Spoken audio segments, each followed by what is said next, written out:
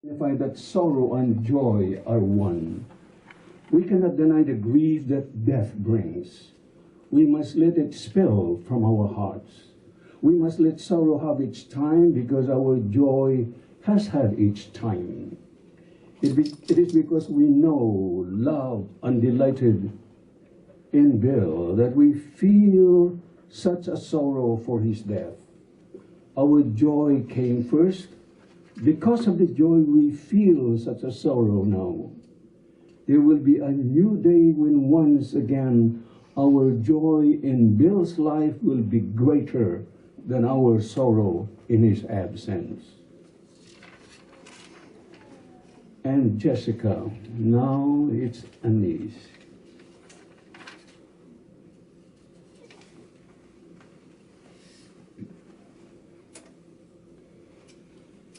Candle for the mystery of life and death. Thank you, Jessica. We light this candle to honor the mystery of life. This is a time for each of us here to find quiet center and meditate, to gather our individual feelings and thoughts, to meditate upon the meaning of this occasion, to offer a private and final farewell, to offer a prayer, to remember the person that Bill was, and to acknowledge how he lives on in each one of us. And a moment of silence to show our respect and love for Bill.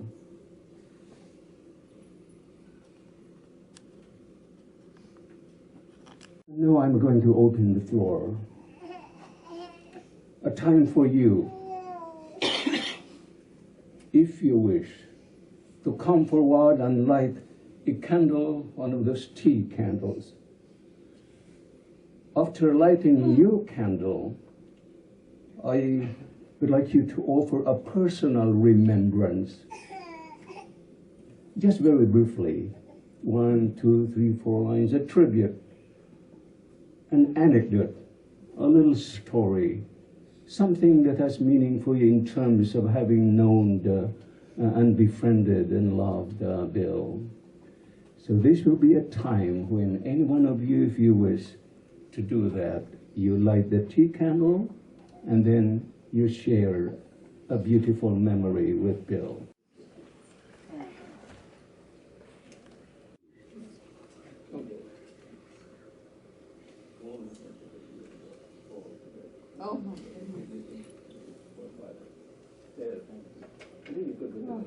And there's nobody nicer in the world than Bill. Yeah, okay.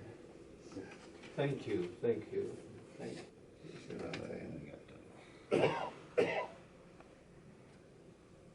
Thank you. So, Steve Brown, a friend of Bill's, I guess, from way back in the William G. Miller days and stuff. But yeah, I'm gonna miss that smiley face, and I always got a kick out of how Bill liked to use the executive suite at John's Fishing, and it was also subbed as a ice fishing hut. Yeah, when a lot of people got up there and it got a little crowded, yeah, Bill would have no problem getting. I got the fish hut, and yeah, him and his puppy for the last little bit. But it was always great to show up and at all our things that we all our get-togethers, our fishing trips and fishing derbies, and yeah, Bill's a big part of that. And I always look forward to seeing his smiley face and sharing some stories and getting yeah, just building some more history with us and stuff. So gonna miss him a lot. Thanks. Thank you. And what I'm going to miss most about Uncle Bill is, the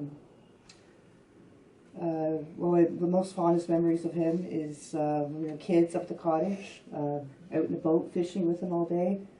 I will always have that wonderful memories of him coming over all the time for visits. Yeah, the world's not going to be the same without him, and we're going to miss seeing him.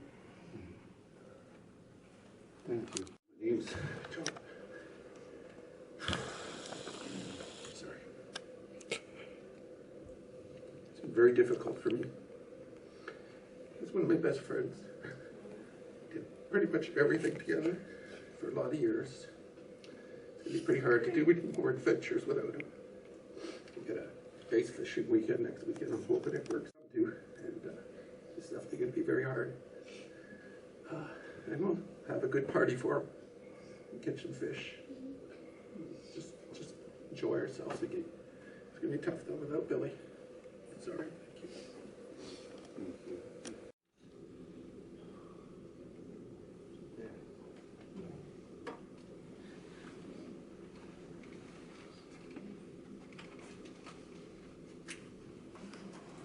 We are neighbors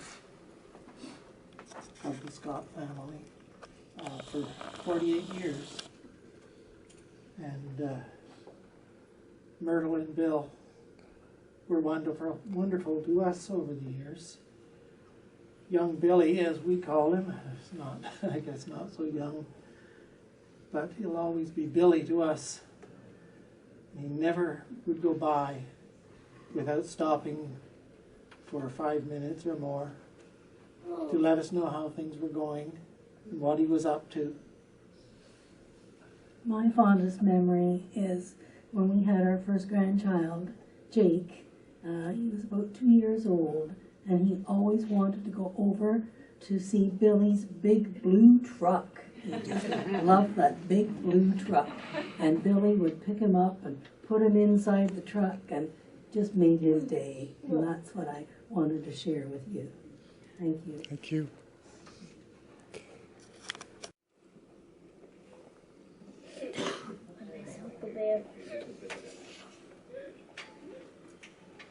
Hi, I'm Mo from Stock. Bill was a model employee. He always had a big smile on his face. He gave great customer service. It was always hard if he ever took a day off to replace him, because everybody wanted to know when he was coming back, because everybody loved him. Bill had phoned the office quite a bit the last couple of weeks, and one of my last conversations with Bill was, he said he was ready. He said that he's had a good life. He talked about his family. He talked about his niece. He talked about Luke. Everyone knows he loves Luke. Luke is like his child. But what he kept telling me is how the group at the Oshawa Yard, they were his extended family. You guys meant more to him than words could say. He couldn't say enough about you guys, and he adored each and every one of you. You guys were amazing, and we're all going to miss him. Thanks. Thank you.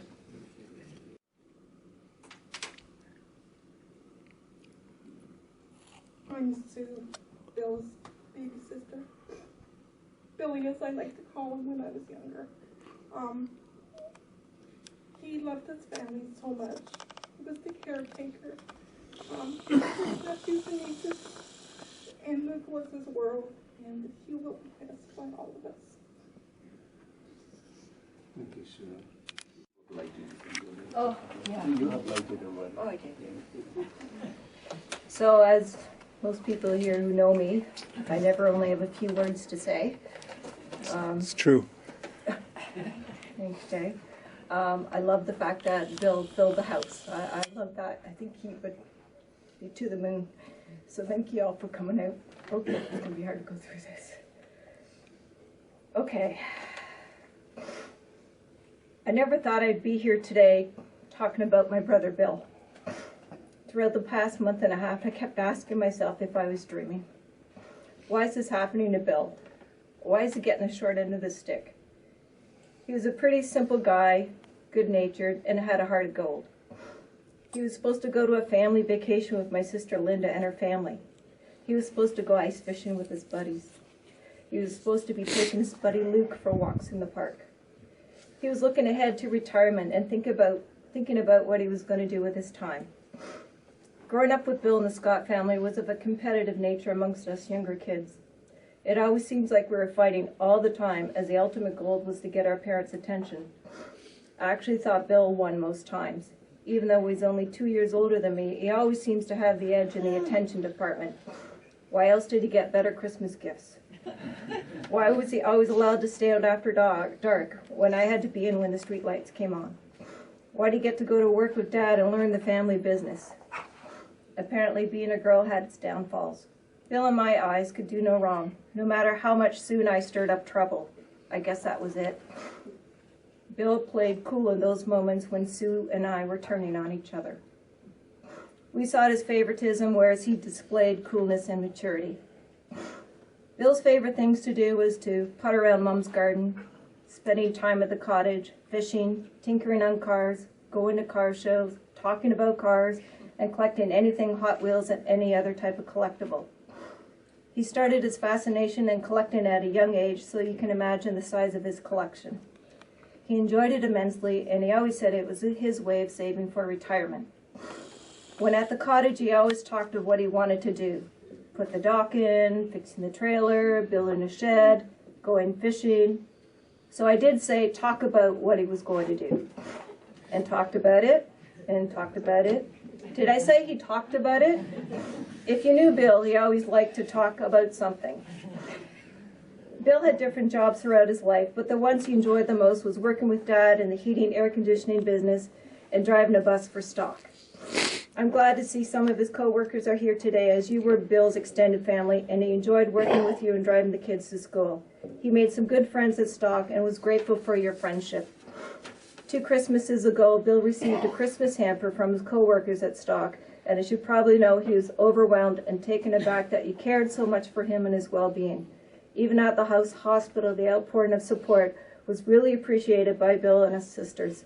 So thank you for taking Bill into your hearts and caring so much for him. Bill's other extended family is a long one in the making. Those are his buddies that he knew for many years. Bill always looks forward to his fishing adventures with you, and they brought him a lot of joy. Linda, Sue, and I would love to hear some of your stories about Bill and those adventures. He was even talking about your upcoming ice fishing trip, and he was saying he needed to be with his buddies. Many of you came out to visit Bill at the hospital, and I know he enjoyed those visits and was thankful that you came out. Bill had a calling in life that displayed his maturity and that heart of gold. When our parents were elderly, he became the primary caregiver to our parents. Especially after Mom passed away, Bill and Dad grew very close. But when Bill wasn't working, he was basically taking care of Dad's needs. However, I think they sometimes spent too much time together, as they acted like an old married couple. They had their little spats and nagged each other one moment and always forgotten the next. It was very funny to watch. But Bill and Dad were good for each other, and I think they needed each other.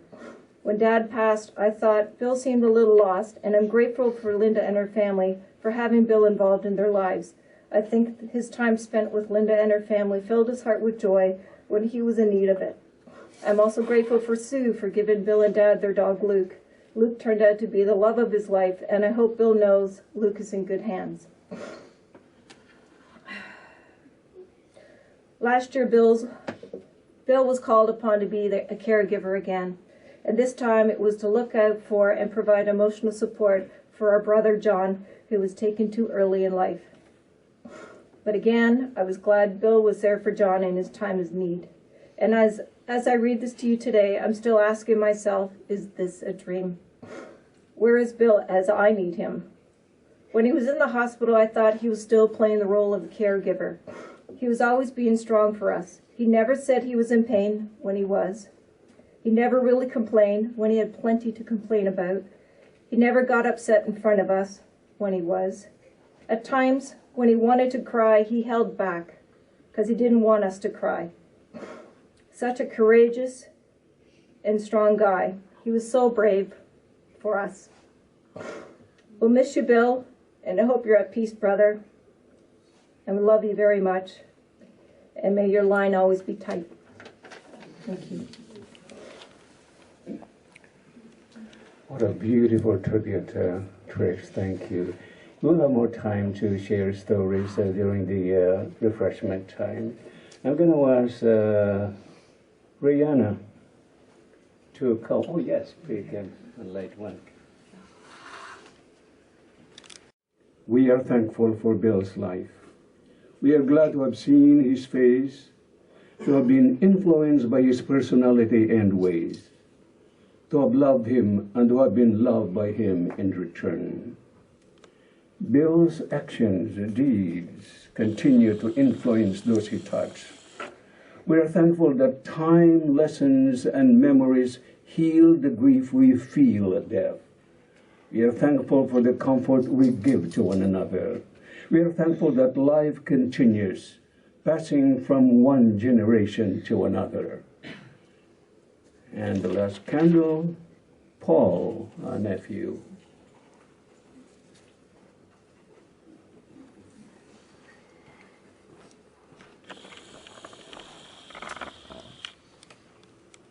Thank you. That's a candle of love. And so we light a final candle for love.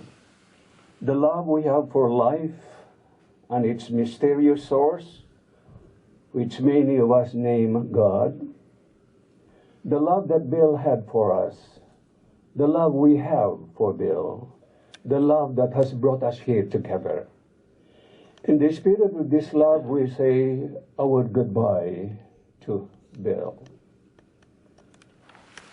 This ends our service of remembrance and celebration of life. We extinguish Bill's candle.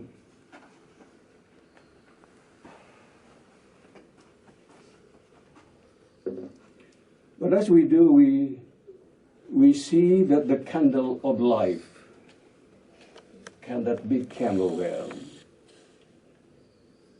the candle of life still burns, as though the candles of family, thanksgiving, love that we have lighted earlier. In the spirit of love, we have gathered here this afternoon. It is in this spirit, the spirit of love, that we will be singing, see you sometime again, Bill. And then we'll have more time for fellowship as we share in the refreshment. Once again, thank you on behalf of the family. Your coming here begins the healing process. It's a long journey, but it's friends like you and family members who will help the family. Again, thank you.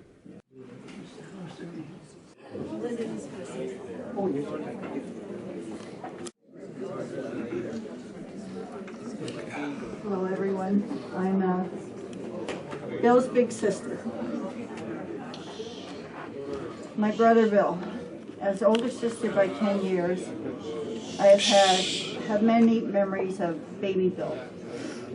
His addiction to his blanket, my mother only being able to wash it when he was napping, as he did not go anywhere without it. He didn't crawl, but moved forward on his butt, using his legs to move him forward and backwards. He was such a cute baby and toddler that when he was able to walk, I would dress him up with scarves and dresses. He seemed to enjoy it, not realizing that boys don't dress in dresses, and he wasn't at all. When my sisters came along and I got older, Bill was the older brother of the younger half of the 6 kids. So he would be with the younger half of the kids, going on family vacations with my parents and his younger sisters.